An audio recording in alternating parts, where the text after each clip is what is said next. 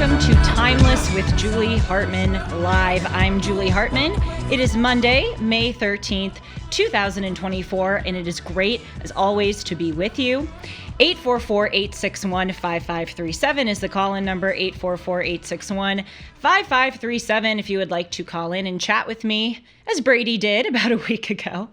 But as always, you can use the chat as long as you keep it classy. Hello to Sean McConnell in the producer's dungeon. Great, as always, to be with you, Sean. Hi, Julie. Having your moment of glory and fame there. How was your weekend? How's your Mother's Day? Mother's Day was cool. I got to see my mom. I've been having back issues, so I spent most of the weekend with a heating pad, and it wasn't great. But hey, at least you're honest. You know what? I appreciate that honesty. Like, something that I notice a lot when just in everyday life, we in America have this saying, "How are you?" And people don't obviously answer honestly. When people say, "How are you?" we sort of mean it as like, "Hello," or "Nice to see you." Have you ever noticed that? Like, you're at the cashier with someone and the cashier will be like, "Hey, how are you?" And you'll go, "Good, how are you?" And they'll go, "Good." And it's like, you're not actually saying how you are. You're just completely faking it. It's this weird exchange. Like, what if someone just answered honestly? Like, what if the cashier said to you, "How are you?" And you're like, "Actually, my back really hurts, and I didn't have the best weekend," et cetera, et cetera. Someone would probably be very taken aback by that. So that's just to say thank you for your honesty. Yeah, it used to bother me in life. I used to get upset with people saying, "How are you?" and not really caring. And I was like, why are you asking if you don't really care? I know, it's just an American thing. I know. But now I answer honestly whenever possible, and it usually throws people off. They're like, "I didn't really want that much information, guy." You know? Well, we want the information, misinformation. We always want it from you. So to start off the show today, I want to ask for some advice from you, my dear listeners. We've been doing this show for about a year and 4 months now, and it has gone by so fast. And those of you who have been with us know that we've done many different iterations of the show. And I'm sort of taking some time right now to contemplate what it is that you guys really like about this show. I've been doing some kind of behind the scenes work of figuring out ways maybe to make it better, perhaps to make it shorter. As much as I love doing this live stream for an hour and 20 minutes, I do think that we probably need to make the show shorter. But instead of just kind of my thinking about this behind the scenes and then implementing the changes myself, I really wanted to ask you all. So please do let me know. You can let me know right now in the chat. You can also email me at julie@julie-hartman.com. And I'd be very curious to know what it is that you like or maybe you dislike about this show. I tend to, whenever people ask me what the show is about, I always say it's the easiest and the hardest question to answer because the show is kind of about everything. As you know, I talk about news. I do all of these random topics. I've talked about flags. I've talked about owls. I've talked about the origin and development of language.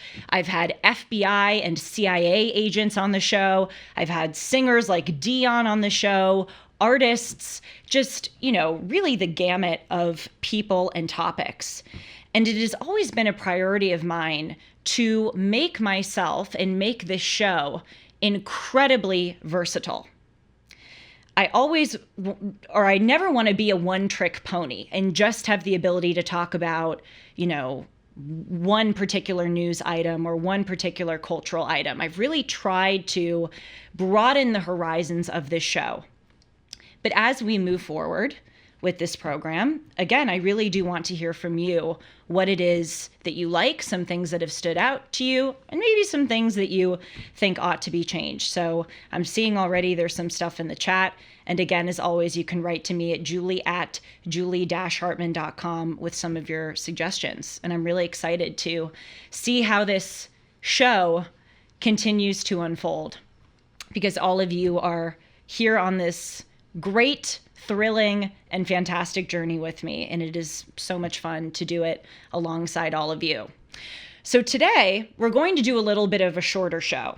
That's one thing I said that I think we're probably going to start to implement. And I want to talk mainly about news, and then maybe turn to something I've been thinking about, or maybe like a broader kind of musing about life, because those musings about life, as those of you who listen to Dennis and Julie know very well, are sort of the things that I love most to discuss. That episode recently that we did on projection, catching and flipping, your gut, your intuition, I love that kind of stuff. That's like my bread and butter. Because as much as it's really fun to talk about history or talk about news or various random subjects, every single day of my life, I am on a quest to become a happier, healthier, better, more principled person. And I sort of always considered that kind of journey, that kind of quest, to be somewhat related, but mostly irrespective of the content that I talk about on this show. But I think what I'm realizing is that that is actually most of the stuff that I should bring to the show. The things that I'm working on with myself, the ways that at 24 years old, I'm trying to elevate myself. So today we're just kind of testing it out with this new shorter news first and then maybe life musing format. So shall we dive in? Yeah, I think it's important to note that you're never going to say this about yourself, but you're a workhorse. You've been going very hard for a year and a half, almost 2 years now. Yeah. You've put a breadth of material behind you. It's all there for people to see. I think most people have grown to love you and the way you present things. And I think what we're trying to do is find a way to move forward without killing Julie. You can't do that. You can never do that. No, because it's so fun. fun. You will naturally overdo it. That's what you do. Yeah. And I think that part of the reason you're bringing this up today is that we're trying to reset and find a way that we can move forward beneficial for the audience and for you. Yeah, no, I'm glad that you said that because, it's so fun for me to do all of these topics. It really is. I mean, I think I said it on the first show, and it's just such a truth about me. I love to learn. I love to explore all of life. But at the same time, coming every single day to the show and doing 5 or 6 topics is probably a little bit overwhelming for you, the audience. And as Sean said, it's certainly a lot of work. So I definitely want to hear what the things are that you most appreciate that I do. And when you come and you watch this show, what is it that you want to hear from me? Is it news? Is it more kind of life stuff? Is it history? Is it all of the random topics? I will leave it to you now to give me that feedback. But yes, thanks, Sean, for cutting in with that. So let's dive into the news. I like to ask myself, what is the most important thing for the audience to know today? So I have 3 things. And the first one, of course, pertains to Israel. So Israel is going forward with its invasion of Rafah, which is, of course, in the south of Gaza, bordering Egypt. And Prime Minister Benjamin Netanyahu said that this is really the big, perhaps not final, but hopefully final incursion, he says, to permanently eliminate the remaining Hamas battalions that are present in Rafah in order to secure a, quote, total victory. According to the Wall Street Journal, more than 300,000 Palestinians have fled Rafah, and there is a massive humanitarian crisis going on in the Gaza Strip. The IDF did send out leaflets telling people to flee in the wake of the coming incursion. And all the while, there still remain those Hamas battalions that they want to get rid of. And of course, there are 130 hostages, including 5 Americans, who are still present in the Gaza Strip. Now, alongside this incursion, we know that President Biden has really kind of stepped it up with regard to his opposition to Israel. And he has withheld 3,500 bombs to go to the aid of the Israeli Defense Force because President Biden has said he does not want them to go into Rafah. In fact, recently on Face the Nation, our Secretary of State Anthony Blinken just flat out came out and said that they, quote, want Israel to get out of Gaza. So this is a really, really big and important moment here because the IDF is going full throttle, continuing with its operations. And Prime Minister Benjamin Netanyahu gave a speech recently where he said, Israel will stand alone. If the United States is not with us, certainly, God knows the rest of the world is not with them, with the exception of a few countries. He said, nevertheless, Israel will stand on its own and Israel will prevail. So they are doubling down on their position.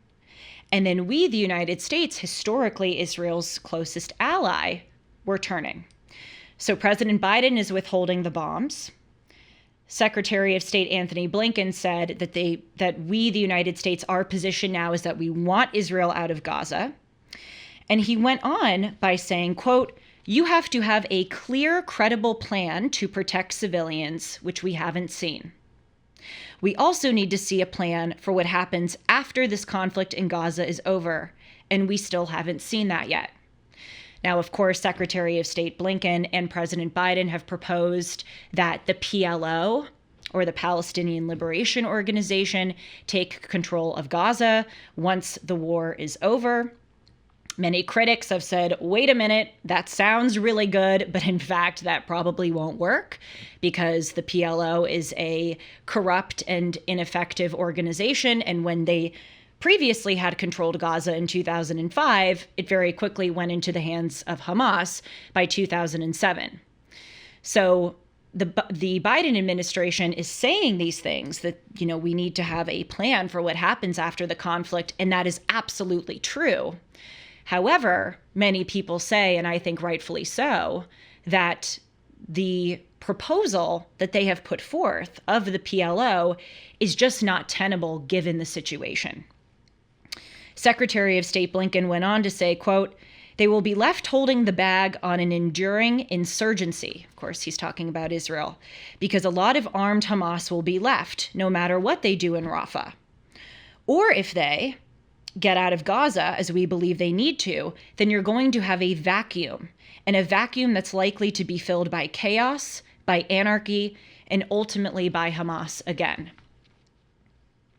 Now that, in my judgment, is a very legitimate point, because the thing about the situation in Israel and in Gaza right now is that even if you get rid of every single member of Hamas, which we all hope Israel does, get rid of all of those evil, despicable terrorists, even if you get rid of every single member of Hamas, the population largely is so radicalized to despise Israel. And on top of that, there are so many other forces, not only in the surrounding Muslim majority country world, but in the world in general, China, Russia, Turkey, who despise Israel. And so even if you get rid of Hamas, I do think it is a legitimate point that Secretary of State Anthony Blinken is raising, that there is going to be this vacuum, and just getting rid of Hamas does not appear to be a long-term solution to this very, very difficult predicament that Israel is in. He then went on finally to say that the Biden administration, quote, has the same objective as Israel, which is to make sure that Hamas cannot govern Gaza again, but that they need to find a durable way of getting that done. On top of limiting the bombs or the weapons that are going to Israel, according to the Washington Post, the Biden administration has allegedly said to Israel that they will provide intelligence on where Hamas terrorists are located if Israel ceases its invasion of Rafah. So essentially what that means is that the Biden administration, again, allegedly, according to the Washington Post, is saying, wait a minute, we don't want you to invade Rafah. And in order to stop you from invading Rafah, we're going to withhold this intelligence that we could give to you about where Hamas terrorists are located. This is a really, really big turn. I mean, to put it mildly, it is a really, really big one because although, as I have just said, I do think that Secretary of State Blinken raises some legitimate points about, okay, once Hamas is eliminated, what is going to happen? How is that vacuum going to be filled? Those are very legitimate points. At the same time, it is not the best look for the United States to pledge our support to Israel and be one of Israel's longstanding closest allies, and then now so suddenly turn in this way of, if this Washington Post story is credible and true, of withholding an intelligence that could get rid of their greatest enemy. But even as I'm saying this, it's so interesting. Something I talk about on the show all the time is that people just don't appreciate or want to hear nuance. They want to go, everything that, the Biden administration says is bad and everything Israel's doing right now is good, or everything Israel's doing right now is bad and everything that the Biden administration is saying is good. It's a little bit more complicated than that. Obviously, I am not a war expert or a military expert. Israel knows its situation better than anything else. Hamas must be eliminated. But it is, I think, a legitimate question to ask, what is the long-term plan here? I don't quite know. And I think it's also a legitimate question to ask, what does it say about our president that he is wiffle-waffling on this issue? Whether you agree or disagree with his position, what does it say about the sturdiness of this individual and this administration that they have come out and kind of supported Israel and then now they're pulling away? That is not the best look with regard to our greatest or one of our closest allies. Okay, so that's news story number one, the Israel and invasion of Rafah. Story number two that you have to know, this one was super kind of interesting to me. Didn't expect this. The president of Cornell University announced her resignation last week.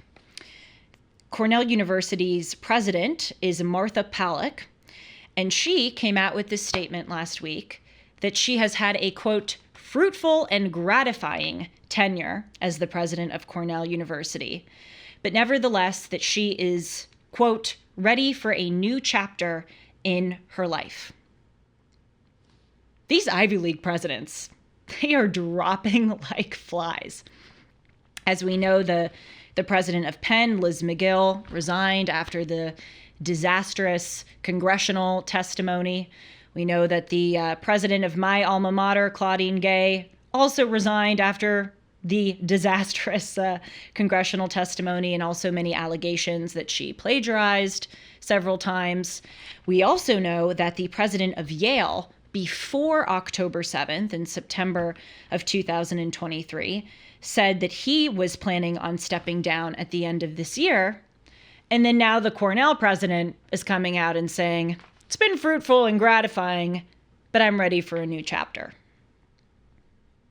Now, of course, the Yale person is a little bit different because that happened before October 7th.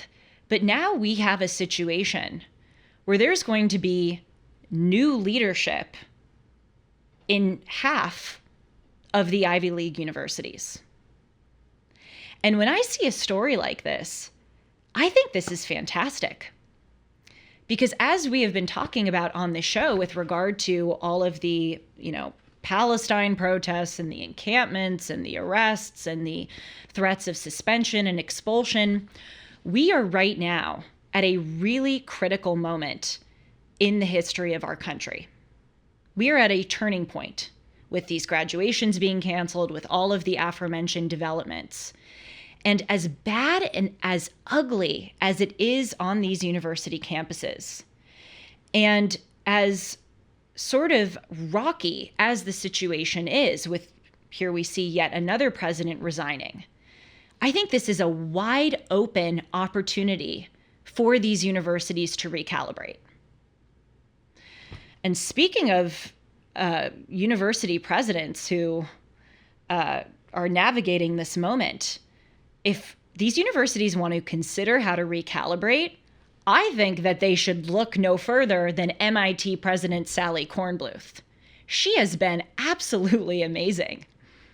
I gotta say, I didn't really expect her to take such bold action. One of the things that she did recently, as many of you may have seen, is that she decided to get rid of DEI, faculty application statements. Apparently, and unsurprisingly at MIT, when you were applying for a faculty position, you had to write a diversity statement, your commitment to all of these, DEI principles. And Sally Kornbluth recently came out and said, we're getting rid of those. And the question that people asked her was, well, why are you making this decision? And her answer was so brave and so spot on. She just said, they don't work. Which is true.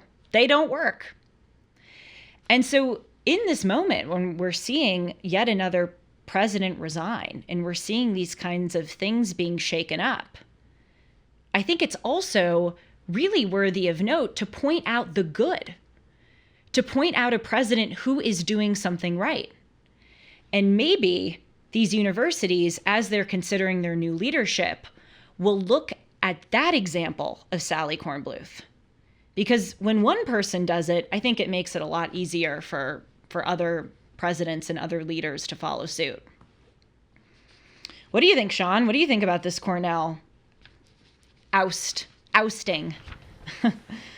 I agree with you. It's time for the universities to recalibrate. I don't know that they will.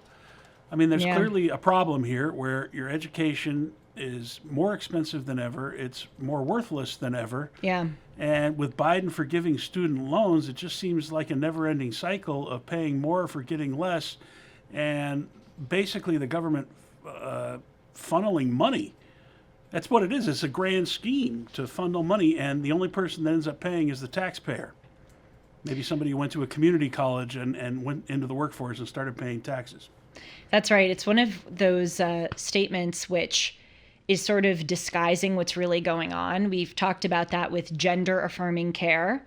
Gender-affirming care with children is not gender-affirming care. It is gender-denying abuse. Student loan forgiveness is sort of another one of those terms. It's not like money just all of a sudden gets forgiven. It's really a student debt transference, and you're right that the taxpayer is incurring that. But again, I think the good news is that as crazy as all of those policies are of student loan forgiveness, I at least notice that more and more Americans are, at least on Twitter, I'm noticing this, are coming out and saying, wait a minute, I'm forgiving the student loans of these people who are like pro-Hamas and sitting on the lawns of these universities and demanding humanitarian aid for not going to class and basically whining, and by the way, doing nothing for the Palestinians. So I think that you're right, Sean, maybe these universities will just double down and they won't actually take this as an opportunity to recalibrate. But the optimist in me sees that already some things are starting to turn. Speaking of which, and to bring us to the final big news story that you need to know today, boy, is Donald Trump having a major comeback. That guy right now, by many of the major polls, is appearing to be gliding right into a second term come this November. Now, of course, we can't get ahead of ourselves here. There is a significant amount of time between now and November, and you never know what could happen. But if the election were today, it really does appear that Donald Trump would win. We saw this weekend, for instance, that there were 100,000 people. It's amazing. Gathered for that rally of his in New Jersey. And this morning, according to the Daily Wire, yet another New York Times poll came out. They partnered with the Philadelphia Inquirer and Siena College. And they have found that Donald Trump is now ahead in 5 out of the 6 major swing states. So we see that according to this poll, as reported by the Daily Wire, Donald Trump has a 13 percentage point increase over Joe Biden in the swing state of Nevada, 6 points in Arizona, 9 points in Georgia, 3 points in Pennsylvania, 1 point in Wisconsin, and then the 6th state where right now it appears that President Trump is not leading over President Biden is in Michigan. But even then, it's a little lead that Joe Biden has over Donald Trump, just 1 percentage point in the state of Michigan.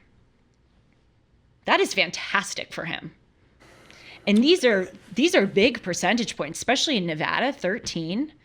My gosh, yes. Yes, my dear, cut in. It's not only fantastic, it's historical. This happened in 1968.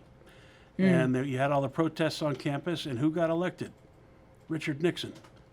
So there is precedent to people seeing this and not liking it and voting the other way. So this really has to be worrying the Biden administration and people on the left that these protests aren't serving anyone, really, truly. Right. They're causing disruptions. And in the past, when this happened, the Republican candidate was elected. Period. Well, recently on the show, I did a kind of survey of Donald Trump's recent interview with Time magazine, where he talked about, dozens and dozens of issues, and we just profiled 3 of them. And if there's one thing that I was taking away from that interview, and this is not always the case with Donald Trump, but it appears really recently that this is the case, it's that he really is positioning himself as not so much a conservative candidate, but just a common sense candidate. He's just talking about closing the border, about getting rid of these, the student loan forgiveness. He's been extremely moderate on abortion. You can agree or disagree with his position on abortion, but he's essentially saying he thought that the 6-week ban in Florida was too stringent and that he thinks that this issue should go back to the states. He recently came out and said that he thinks that President Biden's recent overhaul of Title IX is terrible and that when he gets into office, he will reverse it. Again, these are not, in my view, so much conservative things as they are just common sense things. He also said recently, he said this line, like, we're going to make our cities better. We're going to restore the American city to be a safe and prosperous place. Like, are you telling me that that's a Republican point of view? That's just a commonsensical point of view. And so when we see these polls every single time, it just appears that Donald Trump is growing in support. What many on the left fail to realize is that it's not so much that there is this insurgency of conservatism as there is of this insurgency of just wanting life to get back to normal. And Donald Trump, for many, appears to be the best shot of having that happen. But even if you go back to the old New York Times Siena poll, these numbers are just so unbelievable. I think this was coming for a long time, but still these numbers, if they are accurate, are very encouraging. Just to remind everyone, right now, among the Black vote, President Biden, this is according to the New York Times Siena poll about 2 months ago, he has 66% compared with Donald Trump's 23%. Now remember, in the 2020 election, President Biden had 92% of the black vote, whereas Donald Trump had 3%. So Donald Trump has gone from 3 all the way up to 23, whereas President Biden has gone from 92 down to 66. That's literally like unprecedented. To give you another example, Donald Trump is leading among Latinos right now, 66% versus Joe Biden, 60%. And that shows you, that dispels what Joy Reid and others on MSNBC and, other people in the mainstream media would say, oh my gosh, this country is so white supremacist. All these people are, going to vote for Donald Trump to give credence to their insidious white supremacy. This proves them wrong and proves my point right. That it's certainly not about white supremacy. That's the most ridiculous thing ever, but it's it's not even about conservatism. It's about just wanting to restore normalcy. So let's hope he does it, right? Yeah, I think the American people are tired. They're tired of being lied to. They're tired of paying taxes and seeing no results. It doesn't matter what side of the aisle you're on, you're sick of this stuff. And I think we're in a unique position. I don't know how many times this has happened in history where both candidates have been president. We know what they're going to do or what they had done. Yep. And so we're in a unique position to make that decision based upon a track record. We've seen what Biden did. We saw what Trump did. And so we can kind of sift through the media lies and make our choice. And I think you're going to find most people are going to choose the Trump presidency over what we're experiencing now. I know. It's going to be so interesting to see what happens, to put it mildly, if he wins, because so much of this country is just going to absolutely freak out. But maybe there's a larger contingent even of the never Trumpers who would secretly hope that he would win. I wouldn't totally rule that out. People who maybe publicly go, oh yeah, I would never support Donald Trump, but then they sort of know that this is what we need right now. So we'll just have to see. All right, let me look at the chat. Someone's writing, I had to write a diversity statement for my grad school application.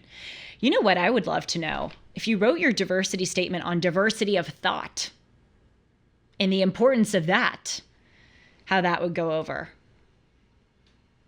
Good. People are writing things that they think we could incorporate or change about the show. Thank you. Thank you so much about that, or for that. What's common sense to you might not be common sense to someone else. Yes, boy, that is a very, very true statement. That is a very subjective term these days. We've discussed this topic before we came on the air with it, and we decided to be open with the audience about it. And a lot of the things that people are saying in the comments are exactly what we keyed in on in the meeting before we talked about it. So I think we're pretty spot on about what people like and don't like. That's fantastic. Well, yeah, starting with shortening it, I think is the move. All right.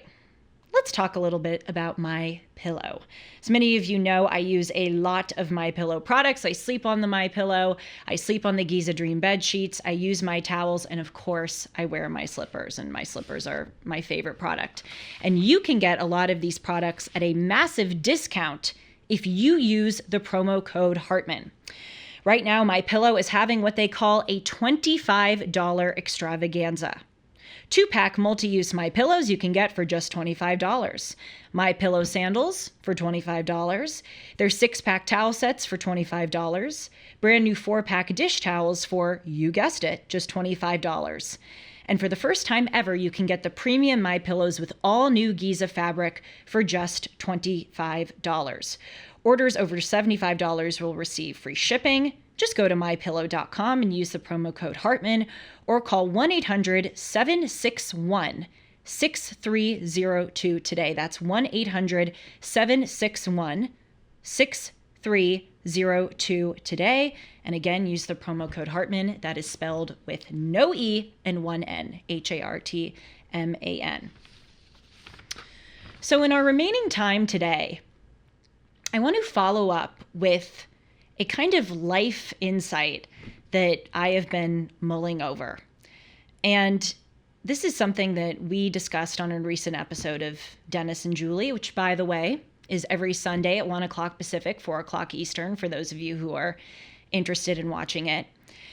And it's something that I think would be so much of the solution to many of the problems that we are facing right now in this country. Not just with, the radicalism that we see in schools, but also sort of a general malaise, especially among people my age. I read these polls over and over of people my age who talk about their lack of hope for the future, or their lack of community, or fearing what is going to go on with the future of this country. And not just in my generation, but more generally, we see a lot of those sentiments being expressed of people just sort of generally feeling kind of, again, fearful of the future and alienated from one another. And so on Dennis and Julie recently, we were talking about how we operate on that show. And I said this insight that I've been thinking so much about, which is that when I go on Dennis and Julie, I don't always know exactly what it is that I am going to say. Or sometimes when I come into Dennis and Julie, I have a little bit of an insight that's maybe 50 or 60% of the way there, in terms of how I've thought it through. And sometimes literally on the air, I will just throw out an idea for Dennis's consideration, or I will throw out a theory on the subject that we are discussing. And I'll just kind of see what happens. And we'll engage in a discussion about it. Dennis will challenge me. I'll challenge Dennis. And then by the end of the episode, I find that maybe I've changed my opinion a little bit on the topic, or that I've even developed that theory even more. And I have to tell you what an immense blessing that is, doing that on Dennis and Julie, having the freedom to push the boundaries of my thoughts and opinions on various subjects. And I think this is kind of a cultural change that we really need in this country, and something that we should just talk more about. There's a culture on college campuses, and again, as I say more generally, of when people say their opinion, others take that to be their affirmative position on that subject in perpetuity. And I remember when I would be in the classroom, I would see this all of the time, where we would sit around and be discussing a certain subject. And I noticed that a lot of my classmates, and I felt this too, were very timid about what it is that they were going to say about the subject, because they didn't want to be in class the kid who came out with a certain opinion, and then other people heard it and maybe they didn't fully want to stand by that opinion. But then they thought that because they said it, everyone would think that forever that was the position that they had on the subject. And so what a lot of people do is then in turn, they kind of shrink in and they don't speak out because they don't want to be branded as a person with that certain opinion. And that is such a sad and I think unproductive element of American culture that we've adopted. Think about what people write online. And I know this is a little bit, again, kind of sacrilege to say because of this culture we live in. But, people are always held to account for the things that they write online. And of course, if people write horrible things, like truly bigoted, terrible stuff, then they should be held to account for what they say online or what they say in person. But think about this cancel culture that we have, where we take a comment that people wrote on a post, or we take, a private message that someone sent or a statement that someone made on the air, and we expose it and we attribute it to them like it's their, again, affirmative, permanent position on that matter. And something that I've just been thinking about lately is that is BS. We have to get rid of that way of doing things. We have to give people the freedom to say what they want to say and maybe sometimes be wrong, and give people the opportunity to apologize if they're wrong. Again, not just in the university setting in the classroom, but just generally in social media, the way that people interact in the workplace.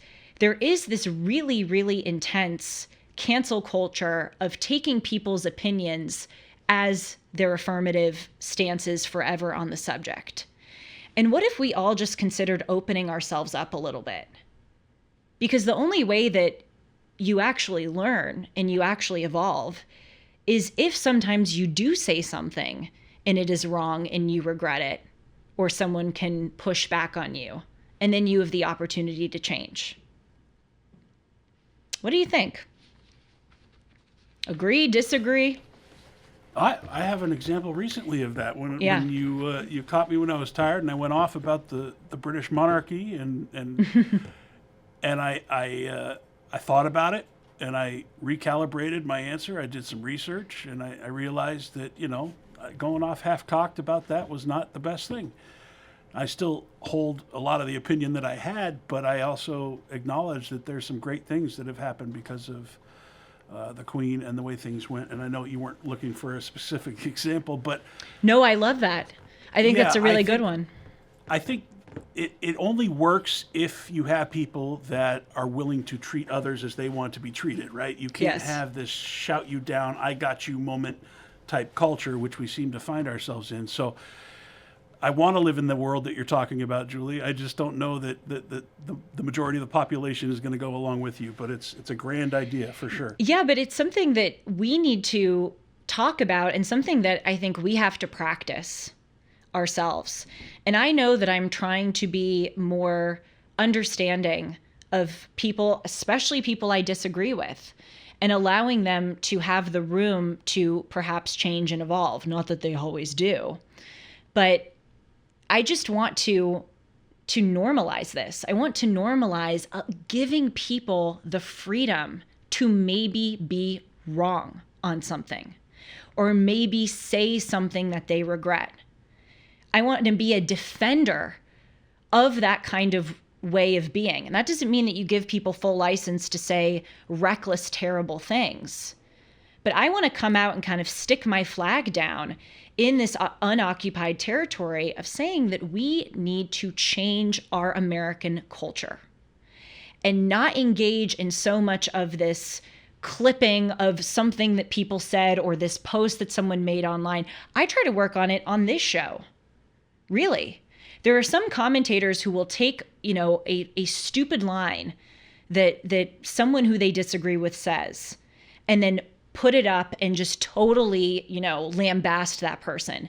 And at times maybe that person deserves it, but we've just gotten, we've gotten too mired in this in a way that is totally counterproductive. And I'm noticing here in the chat that this is resonating. Someone's writing, I totally keep my opinions to myself.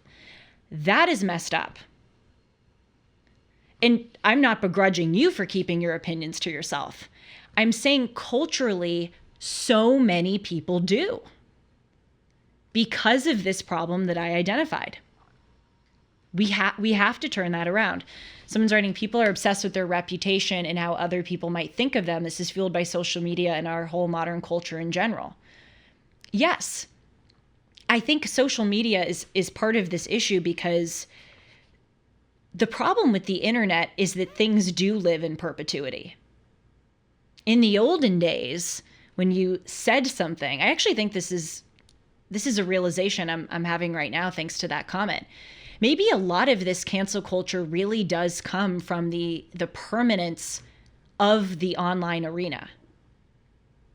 Because before all of this technology, when you said something, you could kind of like, not that anybody should do this, but you could kind of pretend like you didn't say it.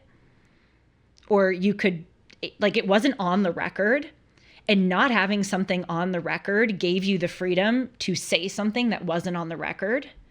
And so I think that's really true, that now with this internet and social media culture, because things do live forever, there is just more of this ability to grab it and attribute it to a person forever.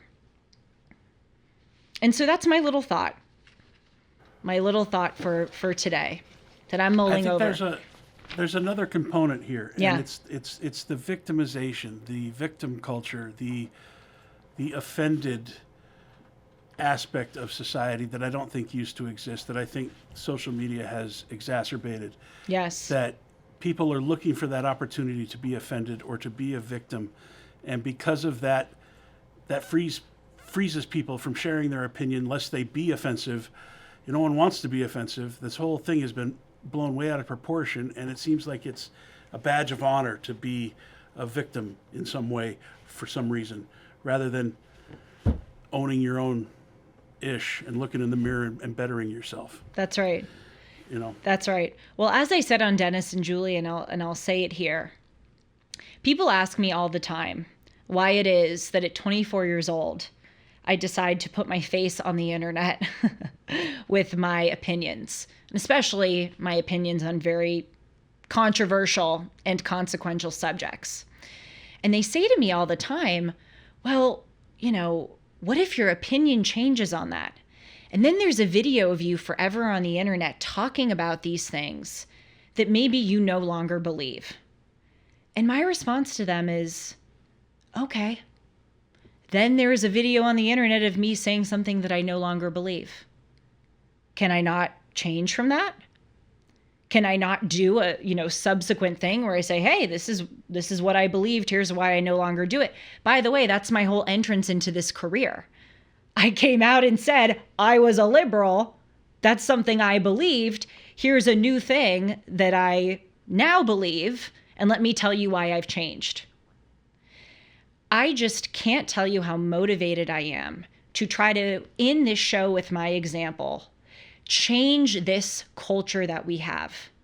And so I want to invite you, especially as we're continuing forward with elevating and improving this show, I invite you to, as corny as it sounds and as lefty as it sounds, view this show as a safe space to write your opinions in the comments. Call in, say something that you are thinking about, that you're mulling over, maybe throw something out there, and let's explore these really important things together. And I will give you the grace, and I hope you'll give me the grace to formulate a good position and give ourselves room to maybe be wrong and grow and change. I want this show to be the most wide open forum for exploration, no canceling, and just freedom to have real intellectual conversations about very, very, very controversial and significant things. Hey, that's why the freedom of speech was written into our founding documents. I know. That was the purpose. That was the point. Yep. Not so that we could yell and be offensive. It was so that we could share ideas and come to some kind of agreement and learn from each other. That was the whole point. Yep. So that's my life thought today. Having the courage to be wrong and to maybe change. Something I'm working on. Hopefully everybody's working on it, and this is the show where we can all do that together. So thank you so much for being here. So much for the shorter format. I mean, it's a little shorter. We cut it down by 20 minutes. But hopefully it will be a little shorter going forward. And I thank you all so much for what you wrote in the chat. I will read it. And again, please do email me at julie@julie-hartman.com. You can also follow me on Instagram and Twitter at Julie R. Hartman. And I'm very excited to see how this grows and all of the great things that we'll talk about together. So thank you. Take care. See you soon.